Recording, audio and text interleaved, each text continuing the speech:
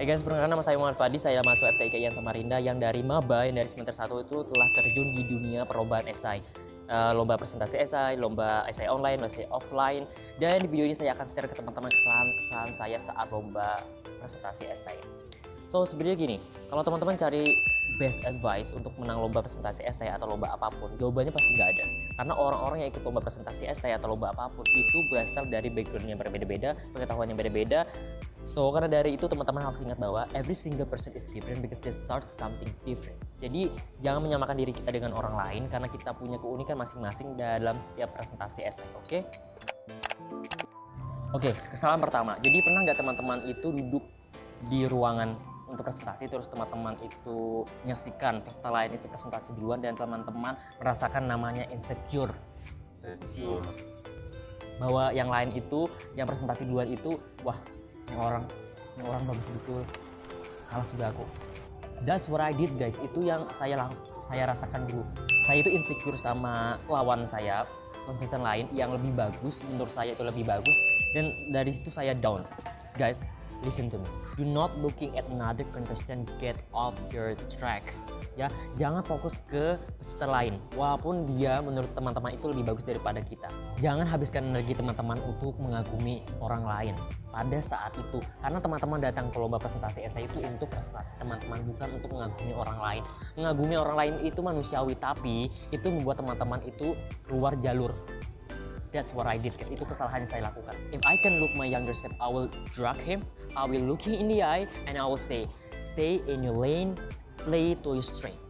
Teman-teman fokus saja ke diri teman-teman masing-masing, karena teman-teman harus tahu setiap orang itu punya keunikan dan kelebihan masing-masing. Orang lain itu bagus menurut teman-teman itu belum tentu bagus bagi juri. 2. Kurang percaya diri. Kalau teman-teman itu merasa bahwa saat lomba presentasi esai teman-teman itu kurang percaya diri, atau teman-teman lihat peserta lain itu lebih percaya diri daripada kita, teman-teman harus ingat ini. Confidence can be gained. Rasa percaya diri itu bisa ditambah. Bisa ditambah dengan apa? Dengan latihan yang rutin, dengan latihan yang tekun, dengan latihan dengan teman presentasi. 3. Believe in yourself. It seems mudah, tapi susah ngelakuinnya.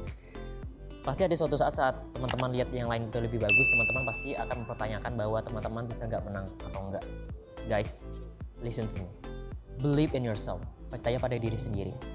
Karena kalau teman-teman percaya pada diri sendiri, that's how you make others people believe in you. Kalau teman-teman percaya pada diri sendiri, itulah bagaimana teman-teman membuat orang lain percaya pada teman-teman. Jadi kalau teman-teman percaya pada diri sendiri, itu akan membuat mindset kita berubah. Itu akan membuat juri percaya dengan setiap perkataan yang kita ucapkan untuk presentasi esai. Itu akan membuat orang lain itu percaya dengan apa yang setiap kata-kata yang kita keluarkan dari mulut kita. Karena kita percaya dengan kata-kata kita, karena kita percaya pada diri kita sendiri. Dan itulah yang membuat teman-teman menang kalau presentasi. Kalau teman-teman gak percaya dengan diri sendiri, bagaimana teman-teman membuat juri itu percaya dengan setiap perkataan yang kita ucapkan saat presentasi esai? Catat. 4. Jangan anggap audiens atau penonton itu batu. Jadi lomba esai pertama saya itu ya namanya lomba esai pertama ya. Jadi saya megang mic itu nggak bisa ngatur pernapasan. Jadi saya presentasi itu napas saya itu kedengaran. Jadi pas evaluasi esai juri itu bilang kalau kamu gugup anggap aja audiens itu batu. Guys, listen to me. Ini kesalahan yang major besar gitu. Jadi jangan anggap audiens atau penonton atau juri itu batu. Karena guys, saat kamu presentasi itu ada 2 hal yang kamu lakukan, yaitu melakukan interaksi verbal dan non verbal. Oke, verbal itu dengan berkata-kata dan non verbal itu salah satunya dengan melakukan eye contact. Kalau teman-teman melakukan eye contact itu dan anggap audiens itu batu, berarti teman-teman natap batu.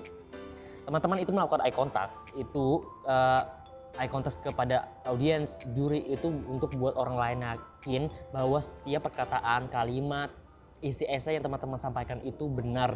Meyakinkan orang lain itu bukan hanya dengan kata-kata, tapi dengan gestur kita, dengan perilaku kita, dengan eye contact kita.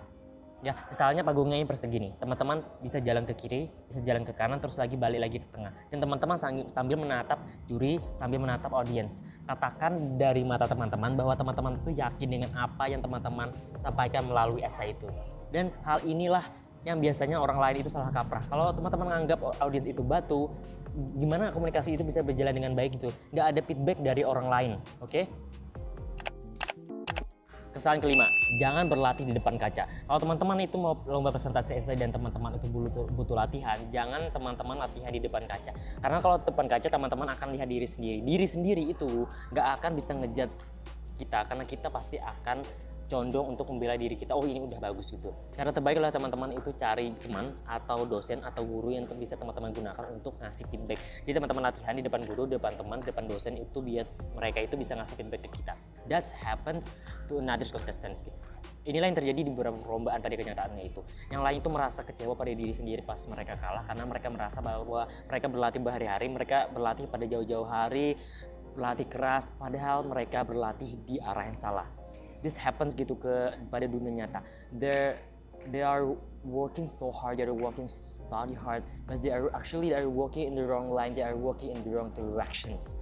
So teman-teman harus yakin kalau teman-teman itu berlatih keras, belajar keras, tapi teman-teman harus tahu bahwa teman-teman itu nggak menghabiskan waktu teman-teman di jalan yang salah.